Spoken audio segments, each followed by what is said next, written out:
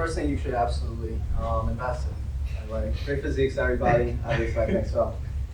It's definitely a favorite of mine. But anyways, physical health isn't just relevant to us. It's relevant to everybody. And what I mean by that is anybody that has ever done any sort of workout. Now, we're all bodybuilders here or weightlifters, whatever you want to call it.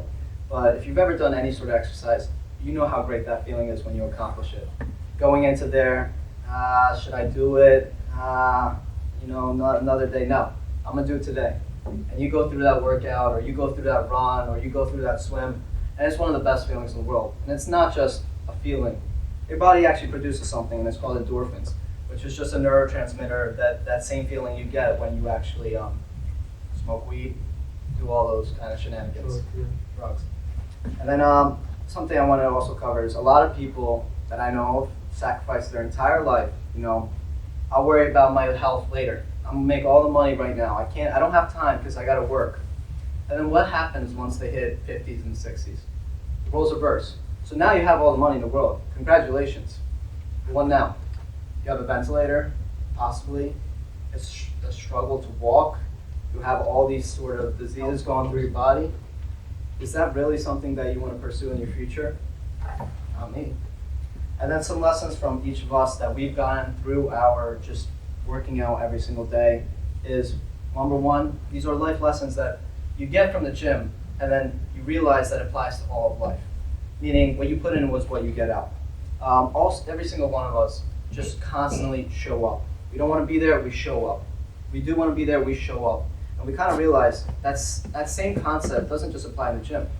You spend 3 years showing up every single day and doing 2 hours of whatever work you need to do, whatever you have to get done, whatever you pursue, I promise you the results will eventually come. That's something the gym taught us. On top of that, the word of earning results. Oh my God. If you got everything you wanted in life, what's the point of it? Seriously, have you ever considered every single dream of yours just snap like a finger happen? What then? Would you really be happy? I'd argue no. On top of that, happy or angry place. Take out some stress, guys. I know we all got our problems, our personal problems, things that are happening in our lives that we can't control, or we can. You go in there, throw some weights, sprint 50 meters, I'm telling you, it's the best feeling ever. On top of that, things don't happen overnight. Seriously, you're not gonna go in there, a false fallacy that people do believe, especially with these advertisements on Instagram and everything. 30 days, you can lose 30 pounds. Full of crap. Full of freaking crap. And lastly, showing up, which I already mentioned. So how do we invest into our mental health? It's not so about money, what do we invest in it, because it's completely free. How often do you go out and touch a tree? How often do you go out in the sun? How often do you do breath work and spend time with yourself to know who you are? Because it's not really about all the external things in life, like who are you on the inside? Because a lot of the times, like nowadays, we are so reactive, we don't know how to process our emotions. And what we do is that we cope in unhealthy ways, like go on our phone. We escape into television, we escape into like alcohol or drugs or any type of these things. But what I tell you is that to invest in your mental health, it's completely free. It's by being an actual human being instead of being on your phone like this guy, right? Is this any of you? You don't have to answer that. But it really is that damn phone. Like, put your phone away for maybe an hour or two every single day. And the results will be, it's free. Hold on, my bad. I'm at a blank right now. The results will be tremendous. Yes, the results will be tremendous, exactly. And like, how often do you guys actually go out and touch the sun or wrap your hands around a tree? Anyone? No. So if you want to be like this guy, maybe go out and be a human, go out in the sun, touch some grass, and get off your phone.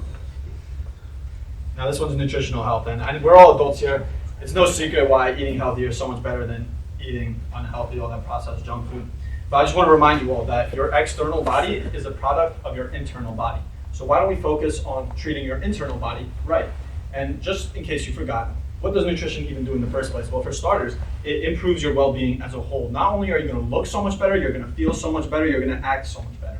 It maintains a strong immune system. This is so vital and important to make sure that you aren't getting sick constantly and you're not feeling like crap when you go to work. It delays the effects of aging, which is true. There's multiple studies done on this. It gives you a good source of energy. Waking up in the morning and just feeling energized is such a strong feeling because it already sets up the day for the right tone.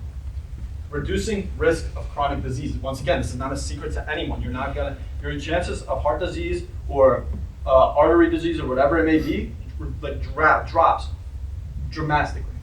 Increases your focus. Again, you want to be productive. So when I mentioned that your external body is a product of your internal, look through within and you're going to find the answer that is just going to help you focus better. And like I mentioned before, it just positively affects your mood. You feel better, you act better. But I already know what everyone's thinking, and it's that I can't eat healthy food. It's too expensive, right? Well, so Harvard, a center at Harvard found that 2/3 of America is roughly overweight and even obese. And that number is only projected to go higher as time goes on. And I can't blame anyone.